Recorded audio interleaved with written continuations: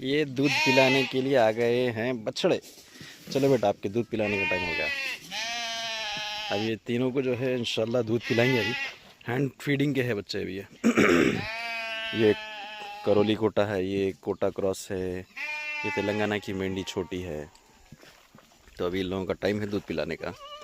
और ये जो दूसरे बकरे हैं देख सकते हैं हम क्या, ये देखो भाई, ये सेमी इंटेंसिव यानी कि स्टॉल फीड प्लस आउट क्रेजिंग के लिए है ये जानवर। और वो हमारा कोने वाला वो जो बाड़ों में दिख रहे हैं वो कंप्लीट स्टॉल फीड पे है।